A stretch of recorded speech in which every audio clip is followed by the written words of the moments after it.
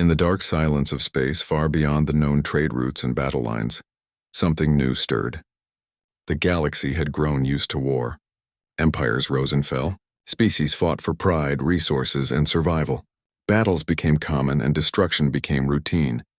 But one day, deep space sensors across dozens of star systems detected something different.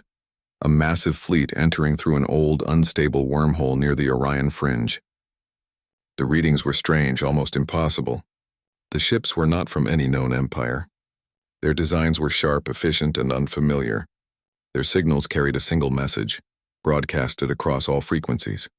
We are humanity. We're here to end the war. At first, most dismissed it as a bluff. The Council of Worlds laughed. Humans were a forgotten species, an isolated civilization from a small blue planet near the edge of the Milky Way. They were young, weak, and politically irrelevant. No one had heard of them for over 200 years.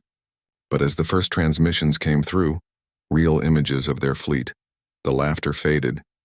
Their ships were enormous, black and silver with glowing blue engines moving in perfect silent formation. Even before they arrived, the galaxy felt something was different about these newcomers. The war at that time was between two major powers, the Karath Dominion and the Valthari Confederacy. Both had spent centuries fighting over territory. Entire planets had been turned to glass.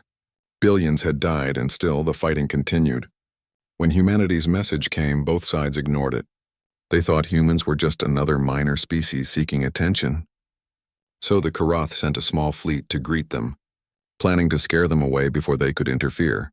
But the first encounter didn't go as anyone expected. 20 Karath warships entered the human arrival zone. Their commander, Admiral Threx, sent a warning across comms. Unknown vessels, identify yourselves or be destroyed. There was silence for 3 seconds. Then a calm human voice replied, identification unnecessary. Stand down. The Karath laughed. No one in galactic history had ever spoken to them like that. They opened fire. What happened next became legend. The Terran fleet didn't move to evade. Instead, blue energy shields flared around their ships, absorbing every hit without a scratch. Then, in one unified motion, the humans fired back. It was not a barrage, it was precision. Every shot found its mark. Within 30 seconds, the entire Karath fleet was gone. Not damaged. Gone. Their ships were vaporized without leaving debris, as if they had been erased from existence. The only signal that remained was a faint human broadcast. It repeated the same words. We are humanity. We don't start wars. We end them. The news spread fast. The Valthari sent probes to confirm, and the footage they recovered shocked the galaxy. Every movement of the human fleet was calculated and silent. No emotion, no chaos, just pure coordination. Their technology was centuries ahead of anything seen before, and most unsettling of all, their ships carried markings of old Earth languages forgotten by most scholars. One word appeared again and again across their hulls. Unity. Soon the Council of Worlds convened an emergency meeting. Representatives from more than 40 species argued about what to do. Some wanted to open communication. Others wanted to destroy the humans before they grew stronger. The Valthari ambassador, a wise old alien named Ralcor, simply said, if they wanted war, it would already be over. His words silenced the room. Meanwhile, the Terran fleet moved deeper into contested space. They didn't conquer planets. They destroyed weapons factories, dismantled orbital guns, and freed slaves trapped in mining colonies. Wherever they went, chaos turned into order. They left behind food, medical supplies, and silence. People began to whisper about them. Saviors to some, monsters to others. Admiral Threx's last transmission, recovered weeks later, became the final spark that made the galaxy tremble. His voice was panicked, unlike any warrior's. They're not fighting for power. They're fighting to stop everyone. They know our weaknesses before we act. They see everything. Then his signal vanished forever. Soon after, the first direct message came from Earth itself. A human diplomat named Captain Elias Vorn appeared on every major communication channel. His face was calm, his tone even. We do not seek territory or tribute, he said. We seek an end to this madness. If you stand down, we will help rebuild. If you resist, we will end you quickly. The choice is yours. For the first time in galactic history, every major empire went silent. Even the arrogant Karath leaders, known for their brutality, refused to respond. No one dared challenge the humans again. Not yet. Reports kept coming in from frontier systems. Strange lights in the sky. Human ships appearing and vanishing like ghosts. Fleets moving faster than physics allowed. Scientists tried to understand their technology, but nothing made sense. It was as if humanity had skipped 1,000 years of progress overnight. By the end of that month, the war that had lasted for centuries slowed. Armies began to retreat. Commanders hesitated to fight. Entire star systems surrendered without a single shot fired, just from the rumor that the humans were nearby. In the dark edges of the galaxy, alien historians started to write a new chapter. They didn't know what would come next, but one thing was certain. Something had changed forever. The humans had arrived, and the universe itself seemed to react. The stars burned a little quieter, as if holding their breath, because everyone knew, when humanity joined the fight, the cosmos itself flinched. Across the silent stars, whispers of humanity spread faster than light. Every transmission, every sensor log, every terrified survivor spoke the same words. They came from nowhere. No one could understand how such a young species possessed such strength, such coordination, or such terrifying calm. To most of the galaxy, war was a show of power and pride. To humans, it seemed like something else entirely, a burden they carried with quiet determination. When the first recordings of the Terran fleet's movements reached the Council of Worlds, the assembly hall fell into absolute silence. Dozens of alien races watched the footage of sleek, dark ships moving in disciplined formation. There was no arrogance, no wild energy, just an eerie precision. They didn't charge like conquerors. They advanced like executioners performing a duty. The ships moved as if one mind controlled them all. Ambassador Ralcor, the same Valthari elder who had once warned that humans should not be underestimated, stood before the council. His voice trembled as he spoke. I have studied war for 500 years. I have seen madness, cruelty, and heroism, but this is something else. They fight without hate, without mercy. They fight as if guided by grief. The council erupted into argument. Some claimed humanity was bluffing, using old human myths to intimidate. Others believed they were part of an ancient artificial intelligence. But one thing united them all: fear. Not the kind that inspires anger, but the quiet, cold fear that makes you realize you're standing before something far beyond your understanding. On the battlefield, that fear became real.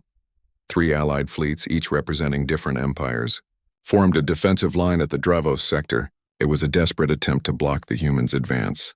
They brought more than 1,000 warships, hundreds of dreadnoughts, and entire swarms of drone carriers.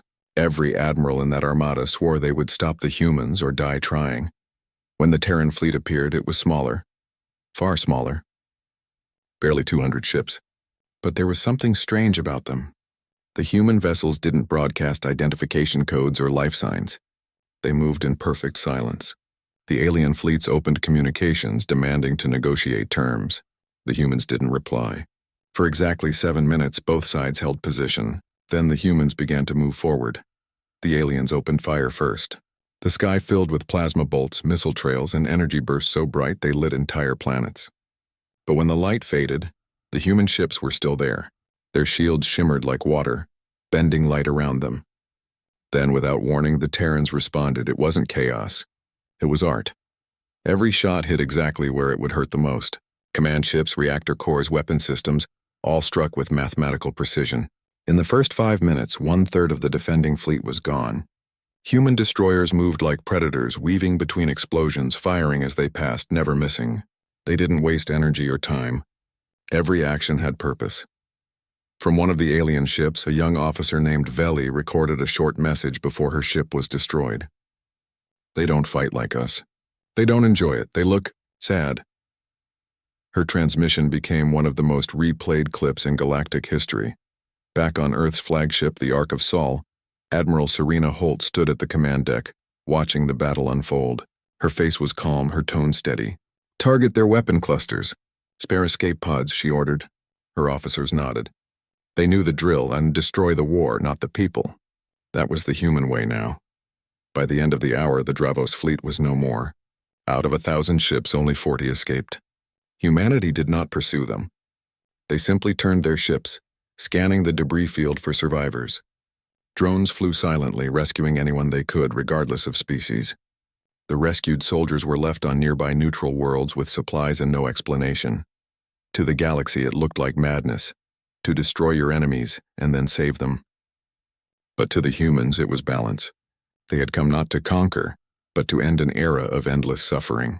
Every commander in the Terran fleet knew the stories of Earth's past, centuries of their own wars, of loss, of rebuilding. Humanity had learned pain the hard way. Now they carried that memory into the stars like a shield and a warning. Days later, the Council received another message. A human voice, male, calm, deep, echoed through the great chamber. We will continue to disarm all warring factions. Those who surrender will live. Those who resist will not.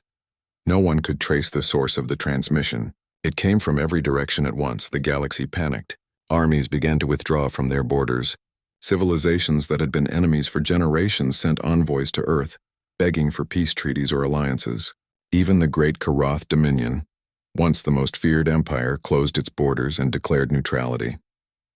The very balance of power was collapsing, but there were still those who refused to yield. In the shadow systems of the Outer Rim, warlords began to unite under a new banner, the Coalition of Survival. They believed humanity was the true threat, and that if the galaxy did not destroy them soon, no one would ever be free again. In secret, they built weapons forbidden even by galactic law, dark energy bombs, black hole generators, and ancient AI relics. They prepared for a final war, and while the galaxy conspired, humanity waited. Their fleets drifted silently between stars, always watching, never sleeping. No one could tell how many there were or where they came from. Some believed the humans were guided by something greater, something unseen, an intelligence beyond comprehension. But those who had faced them and survived spoke of one thing above all: the look in their eyes. They said when a human looked at you, it was like they saw your entire history, your sins, and your fear. And yet they didn't hate you. They pitied you. That night in the halls of the Council, Ambassador Ralcor whispered the words that would be remembered for centuries. The humans do not fight to win. They fight to stop what we have become. And somewhere beyond the stars, the Terran fleet prepared to move again. The news of the Dravos battle reached every corner of the galaxy. Systems that had been at war for centuries suddenly went quiet. Entire fleets refused to launch. Admirals who had once fought for glory began to resign. The name humanity became something more than a rumor. It became a warning whispered in command rooms and across encrypted channels. No one knew what humans truly wanted, and that uncertainty scared even the most powerful species. In the vast space between stars, humanity's fleet moved with quiet purpose. The flagship Ark of Sol led hundreds of Terran warships through a corridor of darkness known as the Hollow Drift. This region was filled with unstable energy storms and gravity rifts that even the bravest captains avoided. But the humans traveled through it as if it were a calm sea. They didn't slow down. They didn't speak. Their presence alone felt unnatural, like shadows guided by purpose instead of pride. Inside the command bridge, Admiral Serena Holt studied a glowing holographic map of the galaxy. Red markers showed conflict zones. Blue ones showed planets liberated by humanity. Slowly, the red began to disappear, but she didn't look satisfied. Her eyes were tired. Every empire we stop, she said quietly, we uncover another hiding in the dark. They've turned war into a business. Captain Vorn, standing beside her, replied softly, then we end the business. While the Terran fleet pushed forward, the rest of the galaxy scrambled. A secret alliance of powerful races met in the shadows. They called themselves the Coalition of Survival. To them, humanity was a virus, a force that would spread until nothing remained. They believed humans were using peace as a weapon, breaking down the galaxy's balance of fear. The Coalition decided to strike first. At the edge of the Serath cluster, they set a trap. Dozens of fleets hid among dead moons and nebula clouds, their ships cloaked and waiting.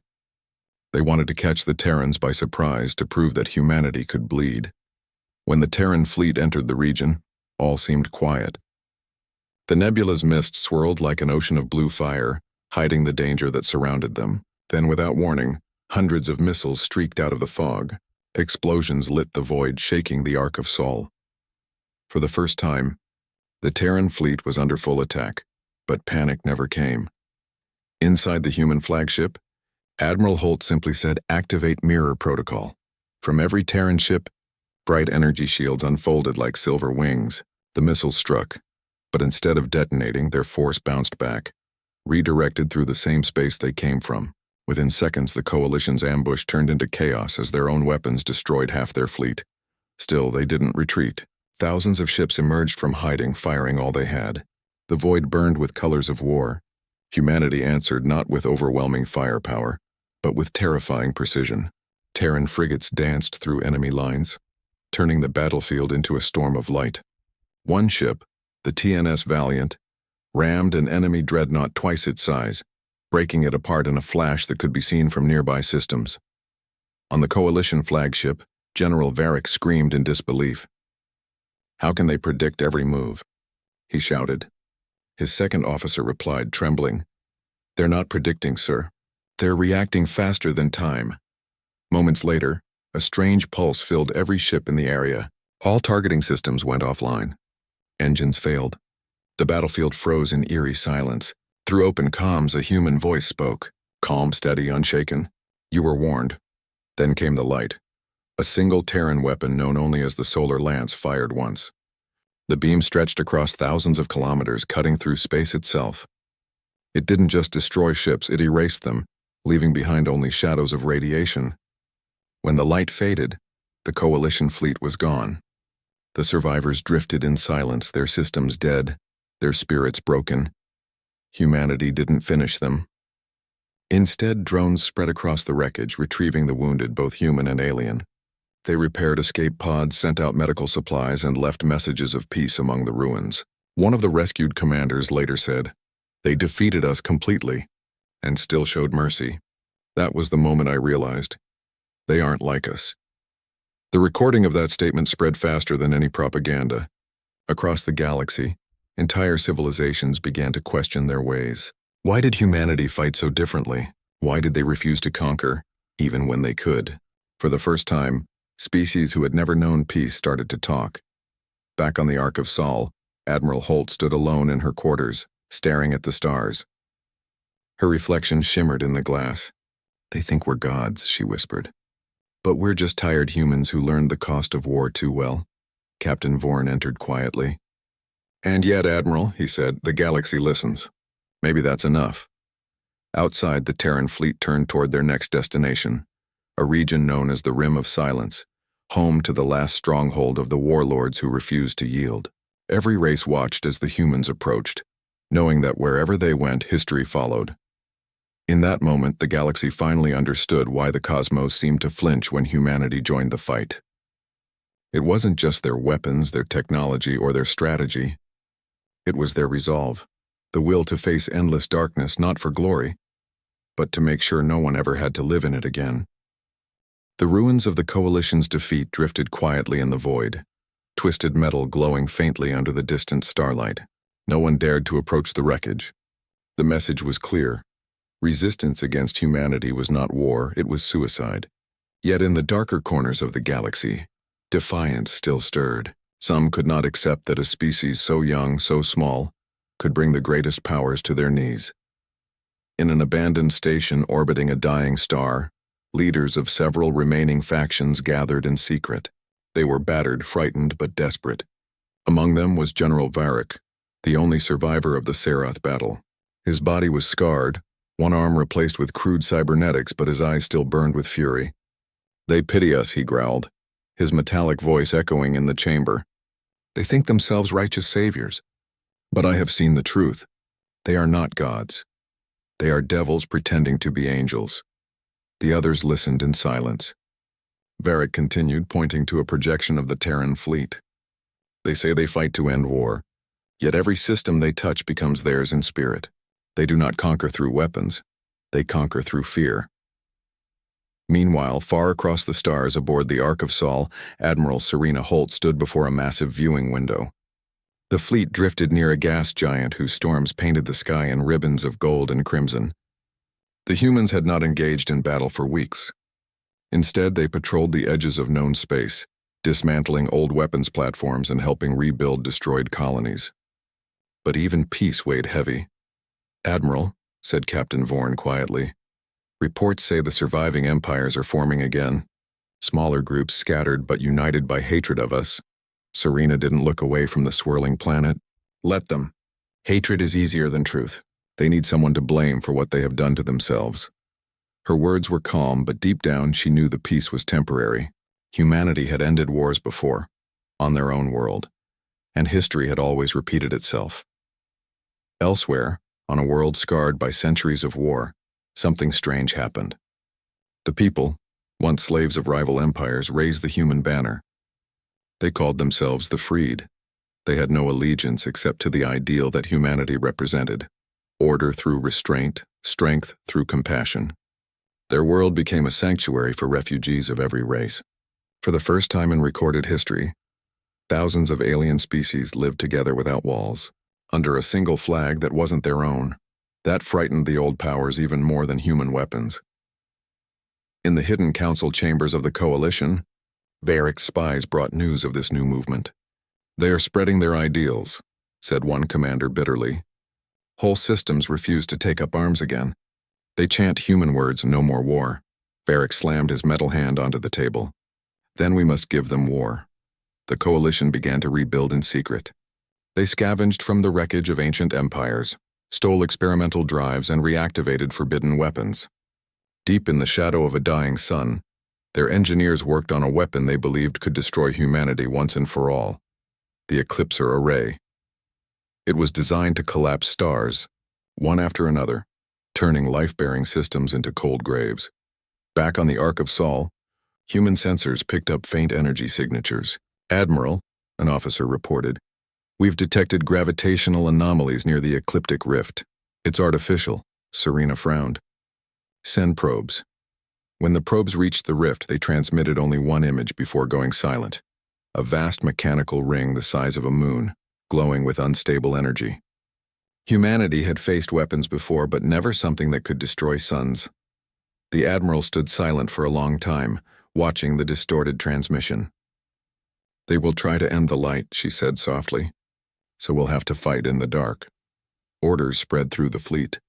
Engines ignited, weapons charged, and the Terran armada once again moved into the depths of space. But this time there was no broadcast, no warning, no declaration. Humanity vanished from every sensor network. The galaxy went silent, as if holding its breath before a storm. In the following weeks, strange things began to happen. Coalition fleets disappeared without a trace. Starbases went offline, their cores melted clean through. And then one night, the sky over the Varric system burned red, not from battle, but from a human symbol drawn in light, visible across an entire sector. It was not a threat. It was a reminder. "We see you." Inside his flagship, Varric stared at the glowing symbol through his viewport. "They're ghosts," he whispered. "You can't fight ghosts." His second-in-command trembled. "Then what do we do?" Varric's voice was hollow. "We become monsters greater than ghosts." He turned toward the bridge's command console and activated the Eclipser Array. Across the stars, hundreds of suns began to flicker, their light dimming. Worlds screamed as gravity twisted, oceans boiled, and atmospheres burned away. It was the beginning of a nightmare. But as the first star went dark, the humans arrived. The Terran fleet dropped out of FTL in complete silence, forming a wall of light before the dying system. Their ships glowed brighter than the fading sun, casting shadows across the Coalition's armada. For a brief moment, every living being who saw that sight felt something primal, awe mixed with terror. Admiral Holt's voice echoed across all open frequencies, calm but unyielding. "You tried to extinguish the stars," she said. "But you forgot who lit them first." Then the human fleet advanced. What followed was not a battle. It was revelation. Energy beams, drones, and electromagnetic storms filled the void. Coalition ships disintegrated one after another, their captains realizing too late that the humans weren't fighting to destroy them. They were fighting to protect every light left in the galaxy. By the end, the Eclipser Array imploded, collapsing into a silent singularity. The humans disappeared again, leaving behind only a faint signal repeating across the stars. The war ends when you stop reaching for it. The galaxy trembled once more, not from fear this time, but from realization. Humanity had not come to rule, but to remind. Yet for those who survived, one question lingered like a shadow. If the cosmos itself had flinched when humanity joined the fight, what would it do when they decided to end it forever? The destruction of the Eclipser array had silenced the stars themselves. For weeks, no one spoke of the humans. No transmissions, no sightings, nothing but static. The galaxy's greatest weapon had been turned to dust, and those who survived could not understand how. Some believed humanity was wiped out in the final blast. Others whispered that they had simply gone beyond reach, into the dark between galaxies. But deep in the void, the Ark of Sol drifted silently, hidden in the shadow of a dying sun. The ship's hull was scarred, its engines quiet, its crew exhausted. Humanity had won again, yet no one celebrated. On the bridge, Admiral Serena Holt stood with her arms crossed, staring at the faint glow of distant stars. "Every war we stop," she said softly, "feels less like victory and more like a warning." Captain Vorn joined her, his face pale under the soft blue lights. "They're rebuilding again," he said. "Different names, same ambitions. We end one cycle and another begins." Serena nodded slowly. "Then maybe it's time to change the rules." While the rest of the galaxy mourned and repaired, humanity began a quiet transformation. Their fleets no longer patrolled in formation. Instead, they dispersed. Hundreds of ships vanishing into hyperspace, spreading across the void like a silent network. Some went to aid ruined worlds, others to monitor old enemies. The humans called it the Veil Protocol. No empire, no council, no leader. Only guardians watching from the shadows. Months passed and the galaxy began to heal. Trade resumed, diplomacy returned, and peace treaties were signed. But something strange followed. Across dozens of systems, people reported mysterious human ships appearing without warning, repairing orbital stations, saving colonies from disasters, or delivering supplies to starving planets, and then disappearing again. No communication, no explanation, just quiet acts of salvation. Soon stories grew into legends. Children spoke of the Silent Fleet, a ghostly armada that appeared when hope was lost. Entire civilizations began carving symbols of Terran wings into their temples, believing humanity had become something divine. But among the humans there was unrest. On a small human station orbiting the forgotten world of Varel, young officer Naomi Cade argued with her superior. "We can't keep hiding," she said. "They think we're myths, not people. We should guide them openly." Her commander, an older veteran named Ro, shook his head. "If they see us as saviors, they'll never learn. We're not gods, Naomi. We're reminders." But not all humans agreed. Some believed that the galaxy's peace was fragile, that the old empires would rise again without fear of consequence. A secret faction within the Terran ranks began forming. Project Genesis. Their goal was to create a final deterrent, something that would make the galaxy remember forever. When Admiral Holt learned of Genesis, she summoned its architect, Commander Rael Draven, to the Ark of Sol. He was brilliant, ruthless, and utterly convinced he was right. "You think peace will last?" he said coldly. "It never does. Fear is the only language the galaxy understands. Genesis will end war for good, because no one will dare begin it again." "What does it do?" Serena asked quietly. Rael hesitated. "It doesn't destroy worlds. It erases memory. Entire civilizations will forget the concept of war. Forever." For a moment, Serena said nothing. Then she whispered, "That's not peace. That's control." Rael's face hardened. "Peace is control, Admiral. You of all people should know that." He left the room before she could answer. In the following weeks, reports came in of missing science vessels, vanished outposts, and strange energy readings near the Persean Rift. Serena knew what it meant. Genesis had begun. Humanity was turning its power inward. She called for a council of Terran captains, gathering the scattered commanders who had once fought under her flag. When they appeared on the holographic screen, she spoke with quiet fury. "We came to end war, not erase will. If we lose who we are, we become the monsters they once feared." But not everyone agreed. Some captains sided with Rael, believing Genesis was the only path to lasting peace. The Terran unity, once unbreakable, began to fracture. Meanwhile, out in the Persean Rift, Genesis reached its final stage. A massive structure floated among shattered moons, pulsing with eerie white light. It was beautiful and terrifying, built from fragments of destroyed alien ships, a weapon that could rewrite thought itself. As the activation countdown began, Serena's fleet arrived. The stars above the rift burned bright as Terran ships turned against their own. Brother fought brother, ship against ship. Humanity's first civil war among the stars. The cosmos that had once flinched at their arrival now watched them destroy themselves. Amid the chaos, Serena's voice cut through the comms. "This isn't who we are. We fight to protect, not to rule." Rael's reply came cold and broken. "You can't protect peace. You can only make it obey." Their ships met in a clash of light and sound, two forces bound by the same purpose yet divided by belief. In the final moment, as Genesis prepared to activate, Serena gave one last command. "Divert all power to the core, now." A brilliant flash consumed the rift. The light was seen from half the galaxy away. When it faded, Genesis was gone, and with it half the Terran fleet. Silence returned. No one knew what became of Admiral Holt or Commander Rael. Some said they perished together. Others claimed their ships fused into a single vessel, a ghost ship that still roams the stars, ensuring no one ever rebuilds Genesis. For generations after, the story of humanity became legend once more. The galaxy remembered them not just as warriors, but as the species who fought even themselves to protect the freedom of choice. And somewhere beyond the reach of any censor, in the endless quiet between galaxies, a single Terran voice whispered into the void. "We did not fight to rule the stars.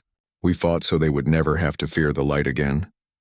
The galaxy had never truly recovered from the Genesis War.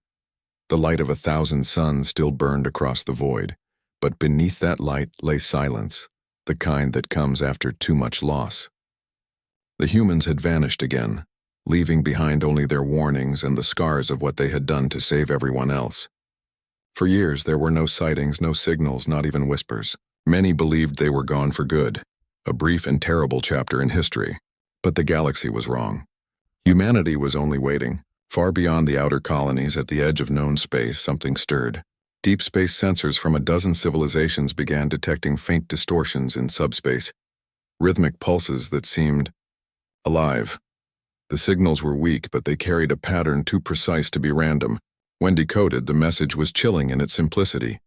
"We are still watching." On the planet Thalor, home to the newly reformed Galactic Council, the message caused panic. Old alliances began reforming overnight. Some saw it as hope, a sign that humanity might return to guide them again. Others saw it as a threat, proof that the humans had never truly left. The council called an emergency meeting, and voices filled the grand chamber once more. "They will come again," hissed the Kiroth representative, his scales shimmering in anger. "And this time they will not stop at peace." "No," said Ralcor's successor, a young Valthari scholar named Linara. "You do not understand them. Humans do not come for power. They come when balance is lost." But balance was already gone. Across the stars, small wars had returned. Not grand empires clashing, but smaller powers testing the limits of peace. Pirates raided trade convoys. Mercenary fleets sold protection to the highest bidder. And in the shadows, the remnants of the coalition of survival had begun to rise again, led by the descendants of those who once served General Varric. They had not forgotten. They had been waiting too. Their leader now was a woman named Virex, young but brilliant, her mind sharper than the stars she sought to control. She had studied humanity for years, searching for their weaknesses. To her, the humans were not gods or monsters. They were hypocrites who had used mercy as a mask for control. "They hide in the dark and call it peace," she said to her followers. "But we will bring them into the light and burn that peace away." Her scientists had discovered something in the ruins of the Persean Rift. Fragments of Genesis. Not the weapon itself, but its architecture. From those shards, they began to build something new. Project Oblivion. Unlike Genesis, it would not erase memory. It would erase identity. A machine that could rewrite consciousness, turning any species into perfect soldiers without loyalty, fear, or mercy. Meanwhile, in a forgotten sector near the galactic rim, a lone ship drifted in the dark, the TNS Valiant, once thought destroyed in the Genesis War. Inside, Captain Naomi Cade sat alone on the bridge, her face lit by the ghostly blue glow of dying monitors. Her crew had long since passed away, but the ship's AI still spoke in soft human tones. "Captain," it said, "the signal has changed. It's not just a watch beacon. It's a summons." Naomi's eyes widened. "They're calling us home?" "Yes," replied the AI. All surviving Terran units are being awakened. Across the galaxy, long, silent Terran ships came to life. Old engines roared. Drones rose from ancient hangars. For the first time in a century, humanity's presence was felt again. Not through fear, but through light. Beacons ignited across abandoned battlefields, forming a single symbol visible on every major relay, the crest of the United Terran Fleet. Beneath it, one sentence appeared: "The watch is over." In the council chambers, panic returned. "They're coming back," one leader whispered. Linara stood, her voice steady. "Then maybe we should listen before we run." But Virex did not wait to listen. Her fleets launched first, targeting human relics scattered across space. She wanted to provoke them, to force them to reveal themselves. And it worked. At the edge of the Andorran belt, a massive storm of energy tore open reality. From within, a fleet of Terran warships emerged, sleek and silent, their armor reflecting starlight like glass. At their center was a new flagship, the Dawnfire. It carried no markings of conquest, only the symbol of unity, a sun rising over the earth. Admiral Serena Holt had not returned. Her fate remained unknown, but her legacy lived on. The Dawnfire's commander, a man named Elias Draven, claimed to be her successor. His message to the galaxy was calm but absolute. "For too long we have watched and waited. Peace was never meant to be given, it must be learned. You are making the same mistakes again. We will not let you destroy what we bled to build." Then, for the first time in history, the humans did not strike first.